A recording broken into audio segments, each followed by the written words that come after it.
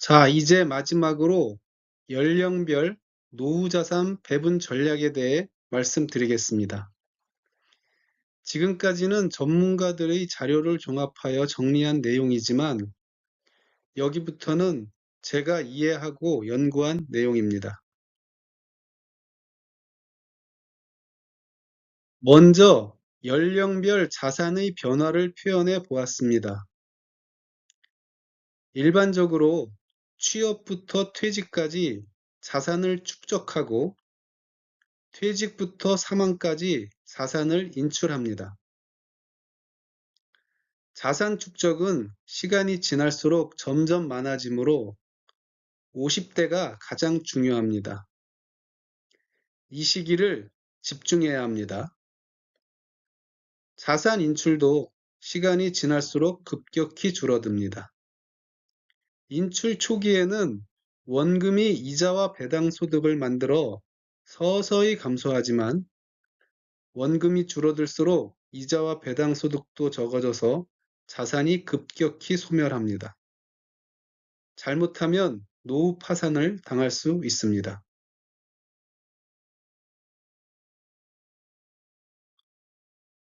여기서 우리가 깨달아야 할 것은 퇴직 후 재취업 또는 창업을 통해 생활비를 조금씩 만들어서 노후자산 인출 시기를 최대한 늦춰야 한다는 것입니다. 그러면 노후자산은 복리의 마법이 작동하여 더 오랜 기간 동안 이자와 배당 소득을 만들어 주므로 노후 자산을 최대로 늘릴 수 있습니다. 이렇게 하면 풍요로운 노후 생활에 한 발 더 다가갈 수 있을 것입니다.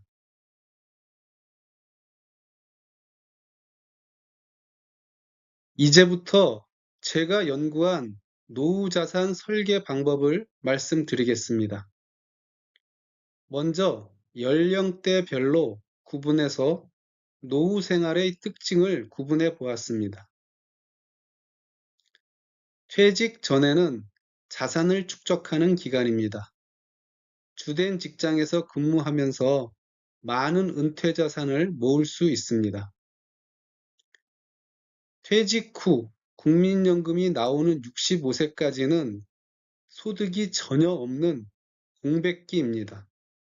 소득 절벽 또는 소득 보릿고개라고도 하는 가장 힘든 시기이지요. 이 시기를 제대로 준비하지 못하면 퇴직금과 노후 자산을 갉아먹어서 노후가 빨리 빈곤해집니다. 재취업으로 근로소득을 만들거나 자영업으로 사업소득을 만들어서 노후 자산 인출을 최대한 미루셔야 합니다. 70대에 들어서면 신체적으로 힘들고 정신적으로 인지 능력이 떨어집니다. 적절한 시기부터 휴식을 가져야 합니다. 80대부터는 지병 때문에 치료비가 많이 듭니다. 판단력이 떨어져서 사기를 당하거나 파산될 수도 있습니다.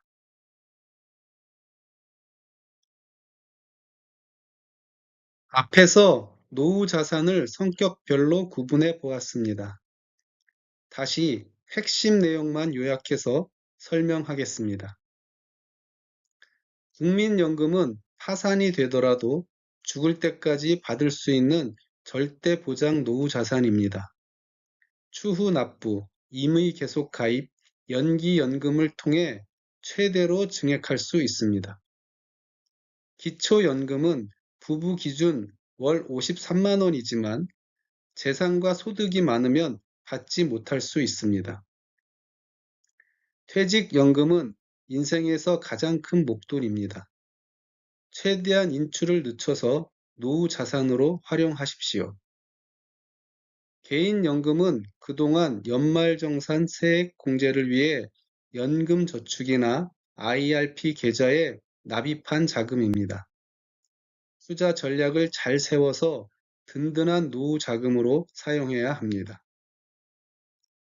금융소득은 여유 자금을 ISA 계좌에 납입해서 계속 불려나가는 전략을 권장합니다. 임대소득은 여유자금을 부동산에 투자하여 월세를 받는 것입니다. 주택연금은 마지막 노후 자산이므로 요양기에 확실한 치료비를 확보할 수 있습니다. 농지연금은 틈새 시장을 활용하면 가성비가 탁월한 노후 자산이 될 수 있습니다. 마지막으로 재취업을 통한 근로소득은 퇴직 후 필수 사항이며 노후 자산 소멸 시점을 연기시키고 자산을 증식시키는 시간을 벌어줍니다. 그리고 창업을 통한 사업소득도 노후 자산을 증식, 연장시키는 데 유리한 수단입니다.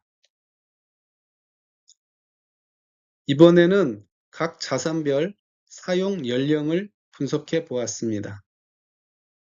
국민연금은 65세부터 수급이 가능하지만 70세까지 연기하여 최대로 증액하기를 권장합니다.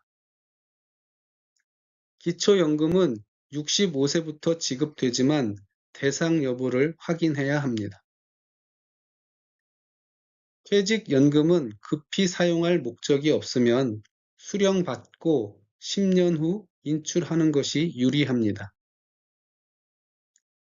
개인연금도 수령 한도 내에서 인출하고 노후를 위해 재납입하는 것을 권장합니다.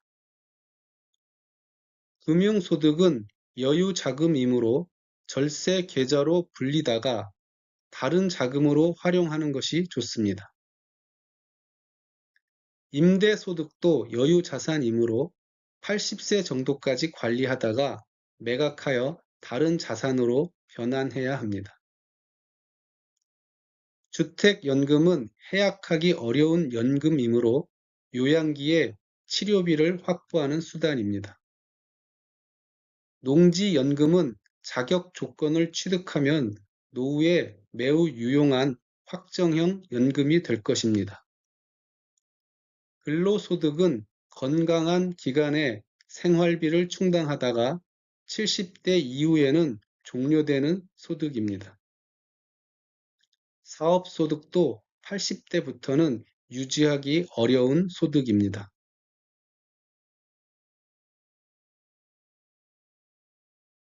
이러한 분석 결과를 종합하여 알기 쉽게 도식화해 보았습니다. 보시다시피 자산별 사용 가능 연령이 골고루 분포되어 있지 않습니다. 여기서 눈여겨볼 사항은 60대의 소득 공백기에는 근로소득 또는 사업소득을 통해 생활비를 충당하면서 다른 자산의 사용을 최대한 연기하는 것이 유리하다는 것을 이해할 수 있습니다.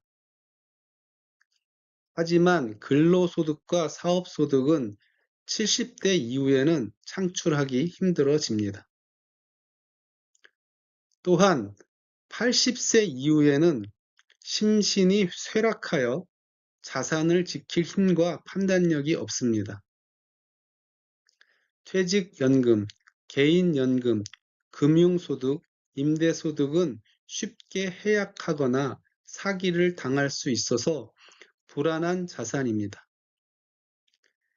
주택연금과 농지연금으로 변환하여 확정형 연금으로 바꾸시는 것이 좋습니다. 즉, 확정 자산인 국민연금과 기초연금으로는 생활비와 치료비가 부족하기 때문에 주택연금과 농지연금을 추가 확보해서 사망할 때까지 파산이 되거나 치매가 오더라도 해약할 수 없는 확실한 노후 자산을 만드시기 바랍니다. 끝으로 지금까지 말씀드린 내용들을 반영하여 연령별 생활비를 얼마씩 만들 수 있는지 계산해 보겠습니다. 국민연금은 추후 납부, 임의 계속 가입, 연기연금을 통해 250만 원을 담았습니다. 기초연금은 연금 소득이 많아서 수급 대상에서 제외했고요. 퇴직연금은 2억 원을 연금계좌에서 운용하는 수익금으로 담았고 80세 이후에는 해약 위험 때문에 보장할 수 없어서 뺐습니다. 개인연금도 1억 원을 연금계좌에서 운용하는 수익금으로 담았습니다. 금융소득도 1억 원을 ISA 계좌에서 운용하는 수익금으로 담았습니다.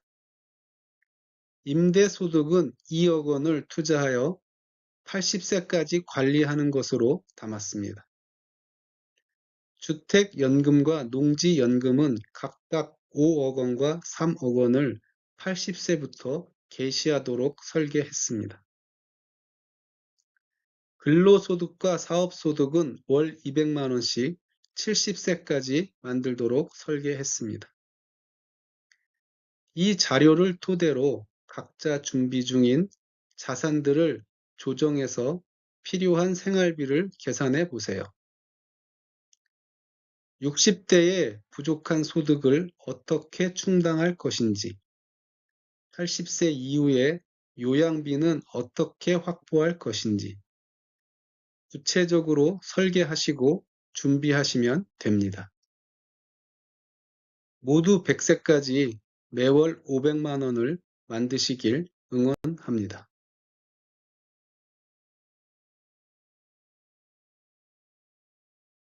자, 지금까지 노후 자산 관리 방법에 대해 말씀드렸습니다. 방대한 내용을 요약하느라 자세히 설명드리지 못하여 아쉽게 생각합니다.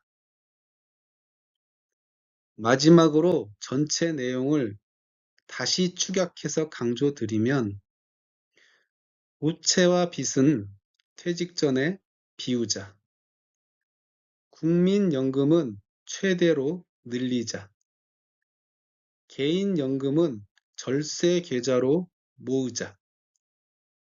근로소득을 소득 공백기에 만들자. 주택연금은 요양비로 남기자. 앞 글자만 따서 비, 늘, 모, 만, 남. 꼭 기억하시기 바랍니다. 이 자료를 통해 노후 자산 관리 방법에 대한 개념이 정립되셨길 바랍니다. 이해가 어려우시면 처음부터 다시 보시고 그래도 안 되시면 2번, 3번 반복해서 보세요. 그리고 세부적으로 궁금한 사항은 유튜브에서 연금 전문가, 투자 전문가, 세금 전문가, 부동산 전문가를 찾아서 보세요. 모두 풍요로운 노후 생활을 누리시길 기원합니다. 감사합니다.